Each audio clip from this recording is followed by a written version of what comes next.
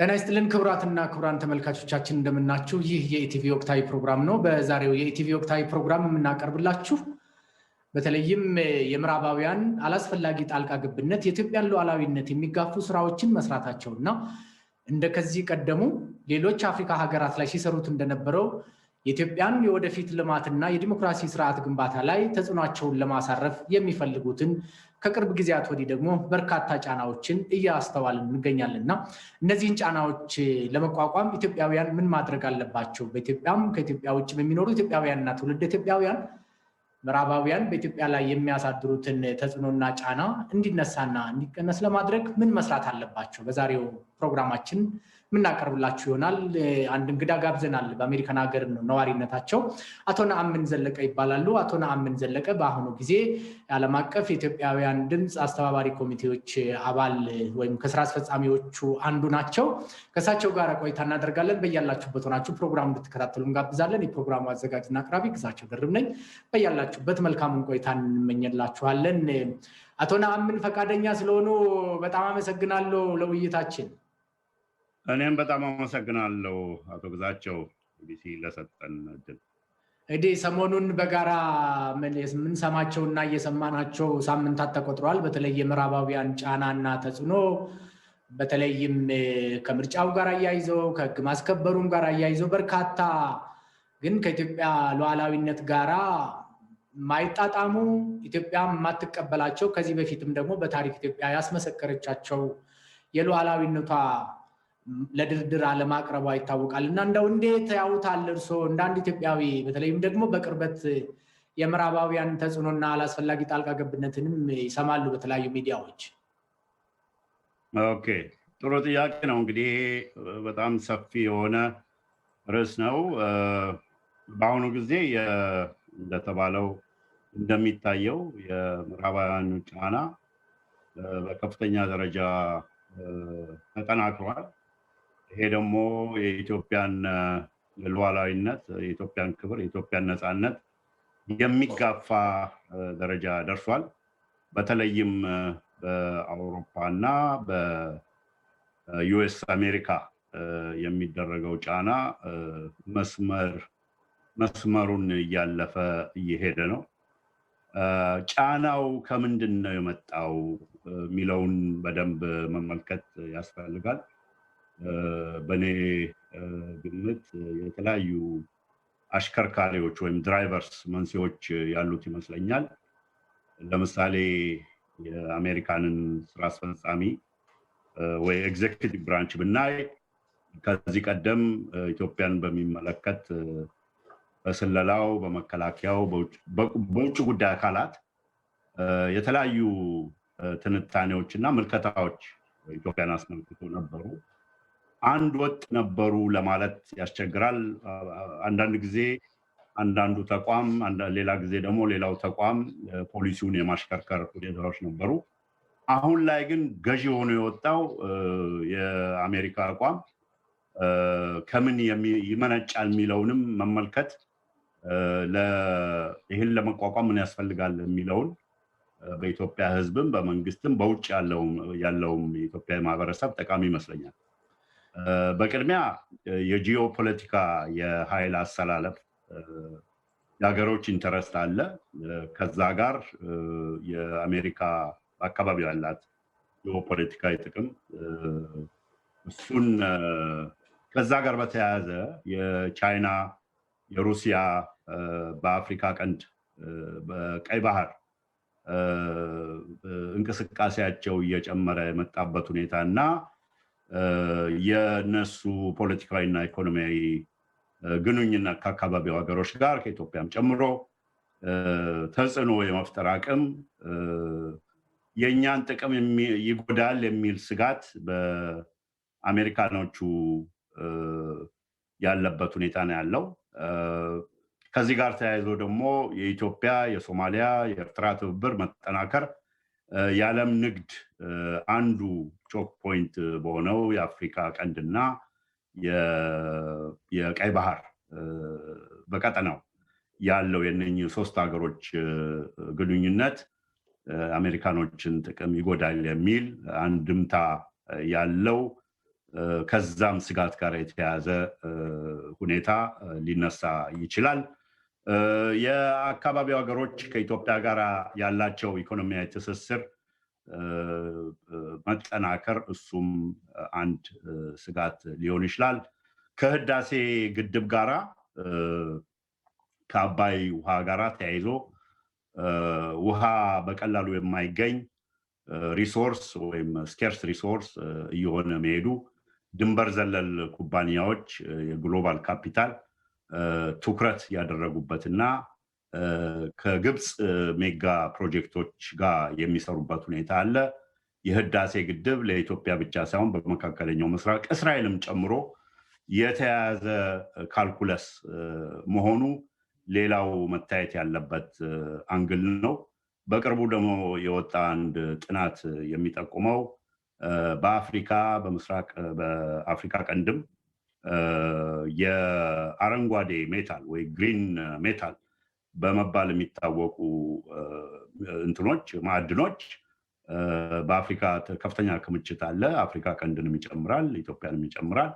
ይሄ ከአየር ንብረት ለውጥን ለመዋጋት ወይም የክላይሜት ቼንጅ ለመግታት ዓለም እያደረገ ያለው የኤነርጂ የኃይል ሽግግር ወይ ኤነርጂ ትራንዚሽን የታዳሽ ኃይል ሪኒዌብል ኤነርጂ ግብዓት የሆኑ የአረንጓዴ ሜታሎች ወይ ግሪን ሜታልስ አፍሪካ ያላት ክምችት ይህ አቅርቦትና ሰፕላይ የሴኩሪቲ ጉዳይ አለ።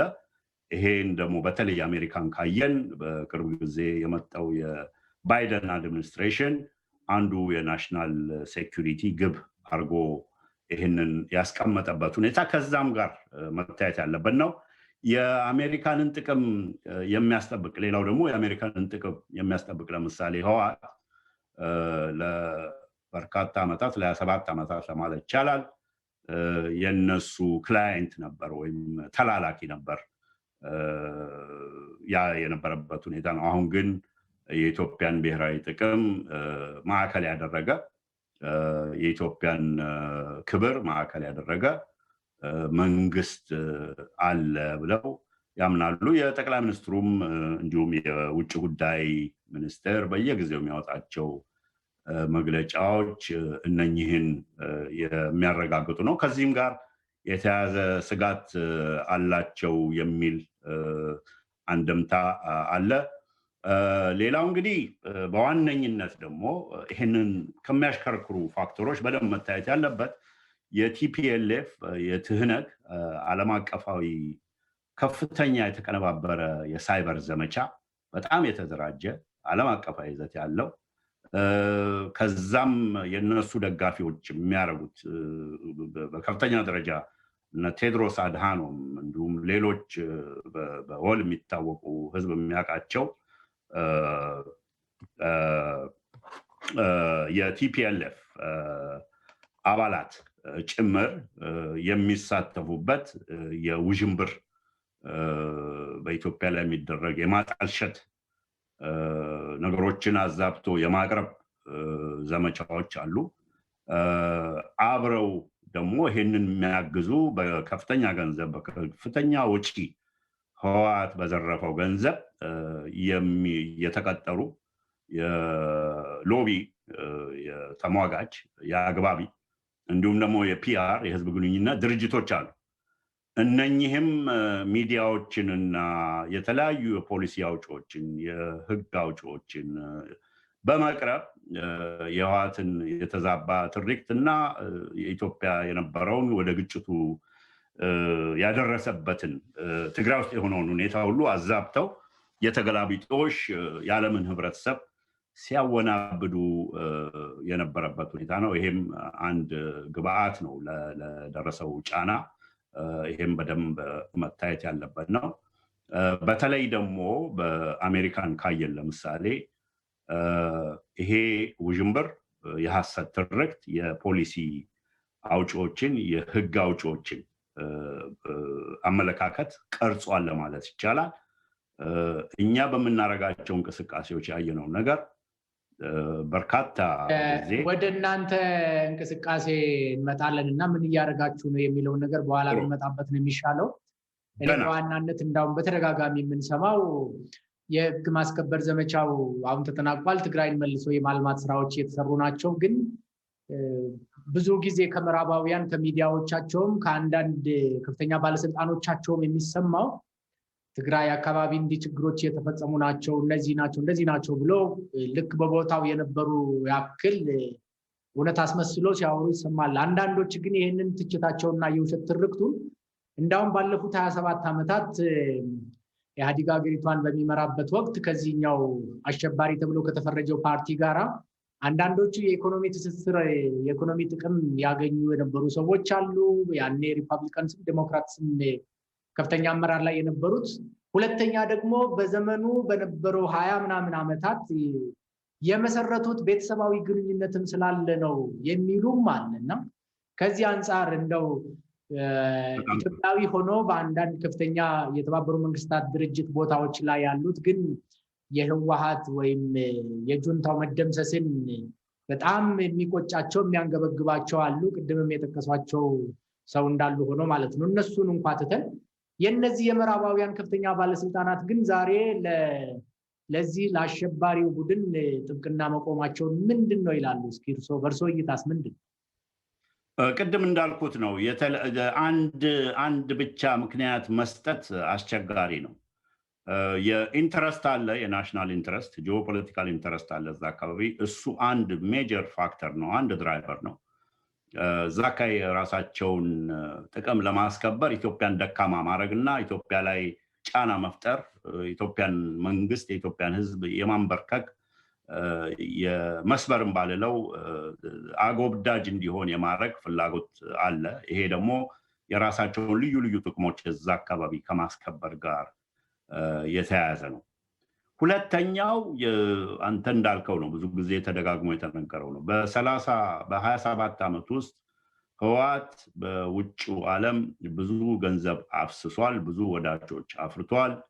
ትላልቆቹ የህወሓት ባለስልጣናት እንዲሁም ዲፕሎማቶች በዓለም አቀፍ ተቋማት በተለያዩ መንግስታት ክላውት የኢንፍሉዌንስ የማድረግና ጥብቅ የሆነ ግንኙነት፣ ለምሳሌ በአሜሪካ ብታይ በዴሞክራቲክ ፓርቲ ውስጥ ትልቅ ተጽዕኖ ፈጣሪ የሆኑ ብዙ ኮኔክሽን ያላቸው ጌል ስሚዝ አይነት ሰዎች አሁን ደግሞ በተመሰረተው አድሚኒስትሬሽን ከፍተኛ የፖሊሲ ሚና ያላቸው፣ እንደውም አንዳንዴ ከኋላ ሆነው አሜሪካን ይመራሉ የሚባሉ ግለሰቦች ከህወሓት ጋር የነበራቸው፣ ከአንዳንድ የህወሓት ባለስልጣኖች ጋር የቅርብ ወዳጅነት የነበራቸው፣ በጣም የጠበቀ ግንኙነት የነበራቸው ሰዎች አሉ። ፐርሰናል ሪሌሽንሽፖች አሉ።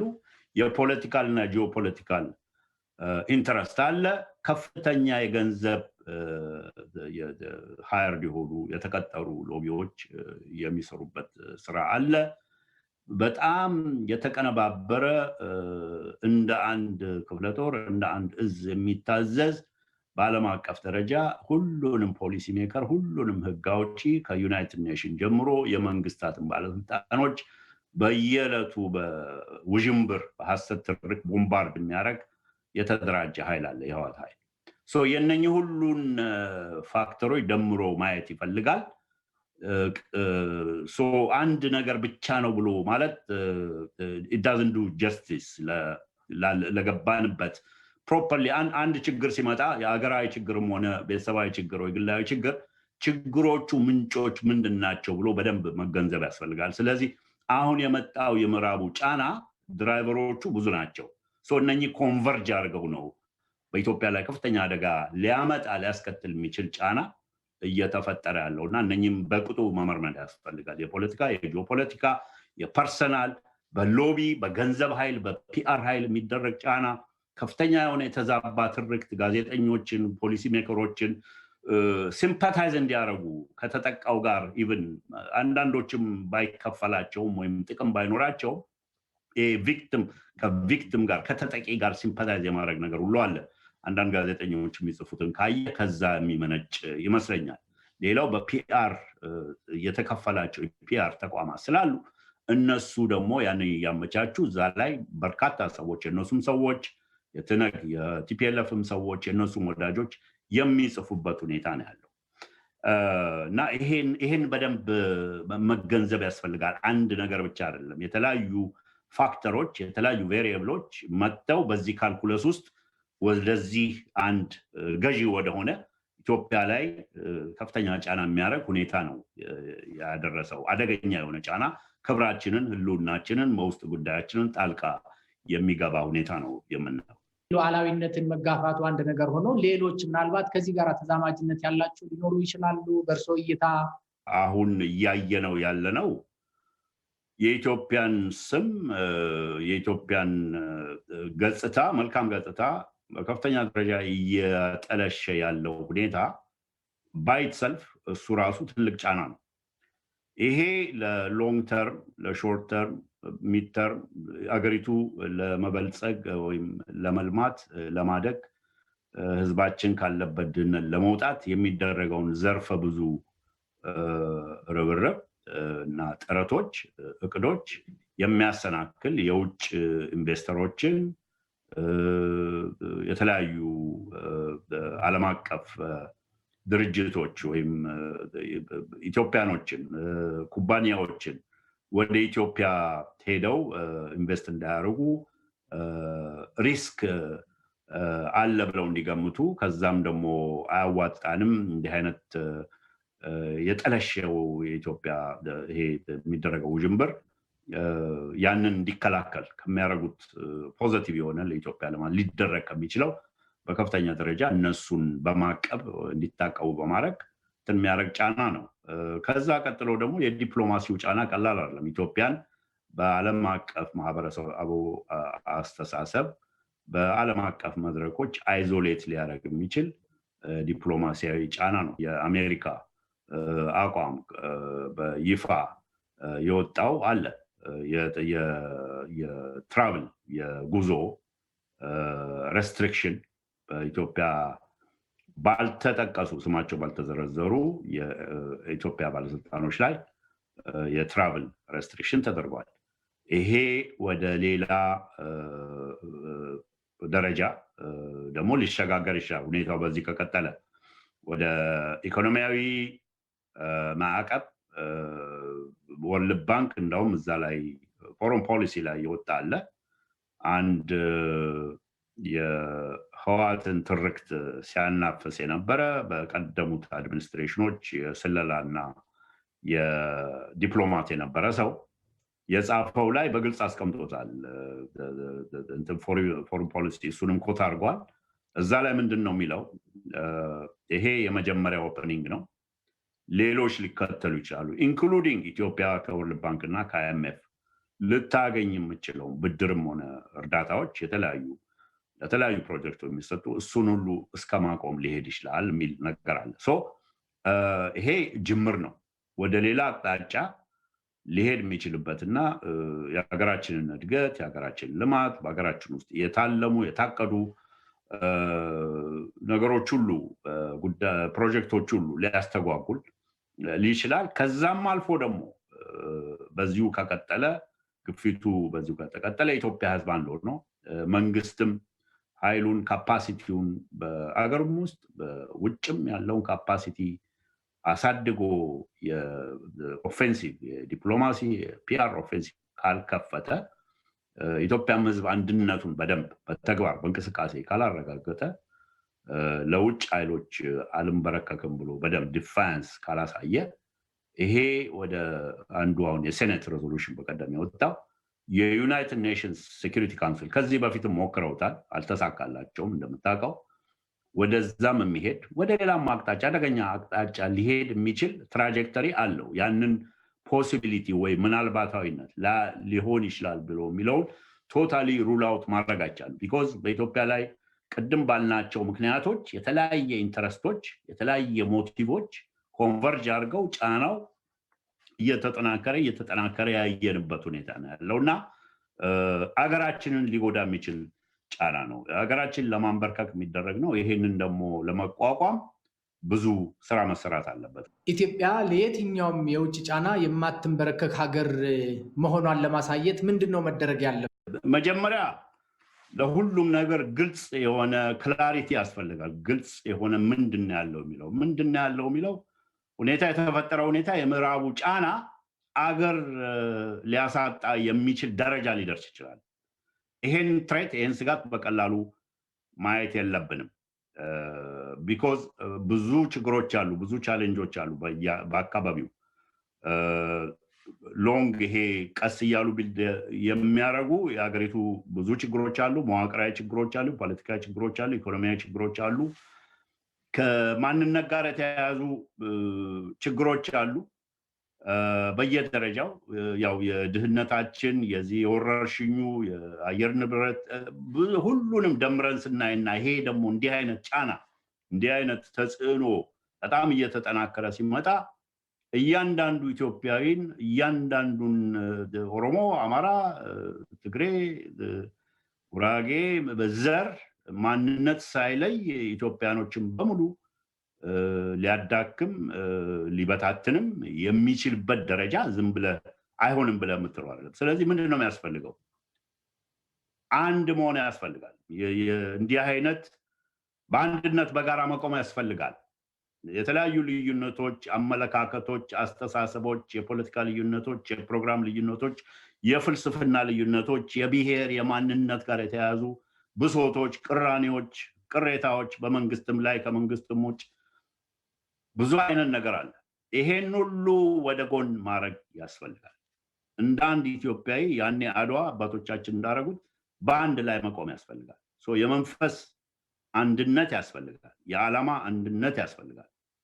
በመጀመሪያ የሚያስፈልገው ይሄ አደጋውን ሁሉም ኢትዮጵያዊ ከዳር እስከ ዳር ተረድቶ በአንድ መቆም ያስፈልጋል። አንዱ ይሄ ነው።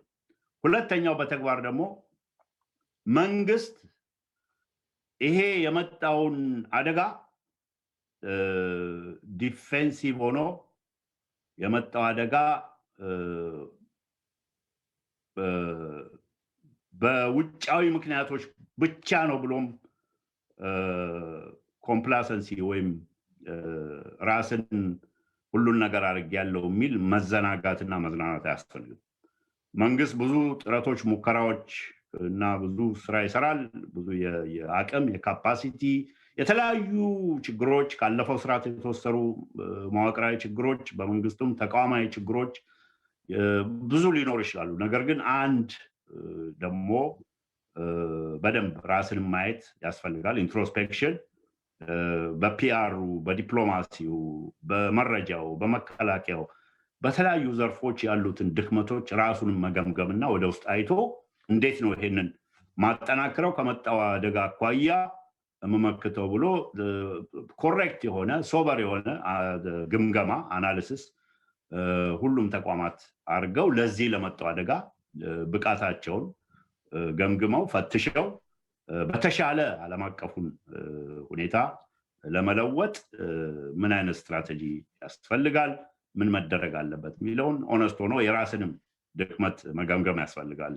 ውጫ የሆኑትን ጫናዎች ብቻ ሳይሆን ከውስጥም ለምሳሌ በውጭ ያለው አንዱ ይሄ ጫና የመጣው የህወሓትን የደጋፊዎቹን ትርክት ለመመከት በደንብ የተደራጀ በየዕለቱ ናሬቲቭን ትርክቱን የሚቆጣጠር ፕሮአክቲቭ የሆነ ተነሳሽ የሆነ በደንብ የተደራጀ የፒአር ማሽነሪ አለመኖሩ፣ በዲፕሎማሲ በኩል ደግሞ የነበሩ በጣም ብዙ ጋፖች በሚፈለገው ደረጃ ኢትዮጵያ የዲፕሎማሲ አቅምና ቁመና በሚፈለገው ደረጃ አለመሆኑ እና ይሄንን የመጣውን ቻሌንጅ አደጋ ለመመከት ለመከላከል ብሎም ለማጥቃት የሚያስችል ስራዎች ለመስራት የነበሩ ተግዳሮቶች ናቸው። እነኚህ ጋር የተያዙ እንግዲህ ዲቴሉን ላናውቀው እንችላለን፣ ግን በተጨባጭ የምናየው የሚመጥን ስራ አለመሰራቱ ነው እዚህ ደረጃ ደረሰ። ብዙ ጥናት የሚያስፈልገው ሰፊ ነገር ሊሆን ይችላል። ይሄ በመንግስት በኩል በደንብ መታየት አለበት። ራሱ የትግራይን የሚደረገውን ህግ የማስከበር ዘመቻ ጋር በተያያዘ መደበኛው ካለቀ በኋላ ህወሓት ወደ ጎሬላ ነው የተሸጋገረው። ይሄ ጎሬላ እንደምታውቀው በአፍጋኒስታን በቪየትናም ጀምሮ መደበኛ ሰራዊትና ከጎሬላ ጋር መዋጋት በጣም የተለያየ ነው። ኢትዮጵያም ውስጥ ለደርግ ውድቀት አንዱ እንትን ያደረገው የጎሬላ እንጂ የመደበኛ ፊት ለፊት ግጥሚያ አይደለም። የሽምቅና የደፈጣ ነገር ነው እና አሁን እያደረገ ያለው ቲፒኤልኤፍ ነው። መከላከያ ወታደራዊ እንትናችን ይሄን የሚመጥን የጸረ ሽምቅ ካውንተር ኢንሰርጀንሲ ዶክትሪን እና ይሄንን ደግሞ በደንብ ህዝቡንም ልብና ማይንድ ኤንድ ሀርት ይሉታል ያንን ዊን ለማድረግ ምን እየተደረገ ነው መዋጋት ብቻ ሳይሆን እና ያንን በደንብ መፈተሽም ያስፈልጋል። በኢራቅ ለምሳሌ አሜሪካኖች ሄደው መደበኛውን ጨርሰው እዛ ያለው ኢንሰርጀንሲ ሲፋፋም የአሜሪካ መከላከያ የነበረውን ዶክትሪን ሆነ ስትራቴጂም ሆነ አፈጻጸሞቹ የመደበኛ አይነት እንትን ይዘው ስለተከተሉ ብዙ ውድቀት ነበር።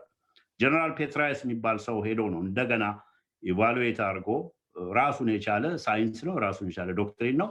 በደንብ ያንን ሁኔታ ለመቆጣጠር የተሻለ ደረጃ ለማድረግ ብዙ ጥረት የተደረገው በዚህም በኩል ትግራይ ውስጥ የሚደረገውን የህግ ማስከበር ዘመቻ እና የትነግድ የህወሓትን ካውንተር ኢንሰርጀንሲ ካውንተር ለማድረግ መፈተሽ ያለባቸው ነገሮች አሉ። በዲፕሎማሲውም እንደዚሁ መረጃው ከፍተኛ ክፍተት አለበት። ቢኮዝ አብዛኛው እንደምታውቀው ህወሓቶች ነበሩ ኢትዮጵያን መረጃ ተቆጣጥረው የነበሩት። እነሱ ከወጡ በኋላ የአቅምም የኖርምም የተቋማዊ ክፍተቶች ከፍተኛ ክፍተቶች እንዳሉበት የምናውቀው ነገር አለ። ይህንንም በደንብ ፈትሾ የኢትዮጵያን የመረጃ ካፓሲቲ ማጠናከር የሚቻልበት ሁኔታ በእርግጥ ጊዜ ይፈጃል። በዲፕሎማሲም እንደዚሁ ኢንክሉዲንግ የቀድሞ የመረጃም የዲፕሎማሲም የጦር ባለሙያዎችንም በአማካሪነት ጭምር እንዲመጡ ማሳተፍ ያስፈልጋል። በተለያየ ደረጃ ከዚህ በፊት የተሞከሩ ነገሮች በአጥጋቢ መልክ አልተደረጉም። ይሄን በፊት ኢትዮጵያ በጣም የደለቡ ብዙ ተሞክሮ ብዙ ትምህርት ያላቸው የመረጃም የዲፕሎማሲም የጦር ባለሙያዎች አሏት።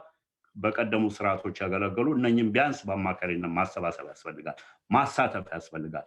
እንግዲህ በውጭ እናንተ የጀመራችሁት የቆየ ማህበር አለ፣ ዓለም አቀፍ የኢትዮጵያውያን ድምፅ የሚል ግሌን አለ። ሀገር ውስጥም ደግሞ ኢትዮጵያውያን የጀመሩት አለ፣ እጃችሁን ከኢትዮጵያ ላይ አንሱ የሚል ነውና ምንድነው መደረግ ያለበት የሚለውን እስኪ በየደረጃው እንይ። በኢትዮጵያ ህዝቡን ኦን እንዲያደርገው ይሄ አሁን እንደተጀመረው ከኢትዮጵያ ላይ እጃችሁን አንሱ የሚለው ንቅናቄ አቶ አንዳርጋቸው እና አቶ የሸዋስ ሌሎችም የሲቪክ ድርጅቶች አርቲስቶች ያሉበት ያ በደንብ ተጠናክሮ ወደ ታች ግራስሩቱን ሞቢላይዝ ማድረግ ያስፈልጋል።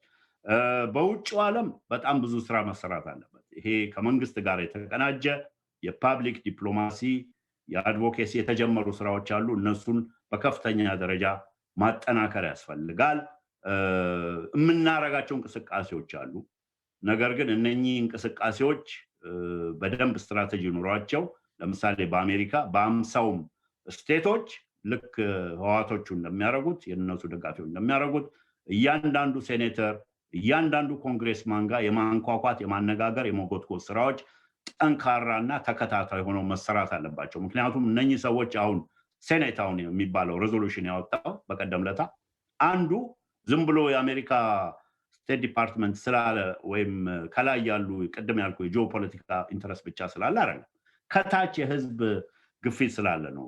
የህወሓት ደጋፊዎችም የህወሓትም የፒአርም ጫና ያንን የሚመክት የኢትዮጵያኖች የኢትዮጵያን አሜሪካኖች በተለይ እዚህ ሀገር ብዙዎቹ ኢትዮጵያን አሜሪካኖችም ሆኑ እንደኔ ያለው በግሪን ካርድ የሚኖር ዜጋ በሙሉ መብት አለው የሚመርጣቸውን ባይመርጣቸውም የሚደግፋቸውን በገንዘብ ኮንግሬስማኖች እና ሴኔተሮች ፔቲሽን የማድረግ የማነጋገር መብት አለው። ይሄ ግን በደንብ በተደራጀ በተናበበ በተቀናጀ ሁኔታ መደረግ አለበት። ያንን የማድረጉን እንትን በተወሰነ ደረጃ በአንዳንድ ስቴቶች እያደረግን ስናደረግ ነበረ ባለፉት 6 ወራት።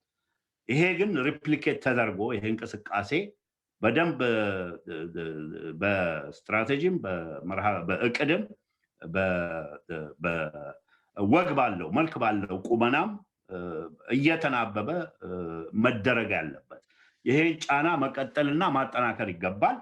ከዛ በተጨማሪ ደግሞ እነሱ እንደሚያደርጉት ይሄ በትርፍ ጊዜ የሚሰራ ሳይሆን ፉል ታይም የሚሰሩ ኢትዮጵያን ጉዳይ የሚያቀነቅኑ የሎቢ የፒአር ፍርሞች ያስፈልጋሉ። በዚህ ላይ መንግስት ኢንቨስት አላረግም ማለቱ አይ ቲንክ ፕሮፐርሊ ያለውን አደጋ በደንብ አፕሪሺየት ካለማድረግ እና ከሌሎች ኮንሲደሬሽኖችም ሊሆን ይችላል አላውቅም፣ ግን ትክክል ነው ብዬ አላስብም። ምክንያቱም እነሱ በተቀጠሩ ማሲቭ የሆነ ሪሶርስ እንትን አድርገው ከአንድም 2 3 የህዋት ብቻ ሳይሆን እንደምታውቀው የግብጾቹም የሱዳኖቹም ሎቢ ፍርሞች አሉ። እነኚህ ሁሉ በኢትዮጵያ ላይ ከባድ ጫና እንዲመጣ የማድረግ አስተዋጽኦ አላቸው። አሁንም እኛ በፒአር እና በሎቢ ኢትዮጵያ መንግስትም ሆነ ኢትዮጵያን በተደራጀ መልኩ አሁን እዚህ የተጀመረ የኢትዮጵያን አሜሪካን ፓብሊክ አፌርስ አብረን እኛ እንሰራለን። ግሊን ከነሱ ጋር ይሰራል። ሌሎችም የሲቪክ ኃይሎች አሉ።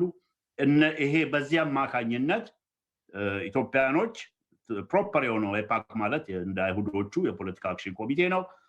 በዚህ ሀገር ህግ መሰረት ሁሉን ያሟላ ነው። የተመራጮችን ካምፔን ፋይናንስ ማድረግ ይችላል። ሎቢ ማድረግ ይችላል።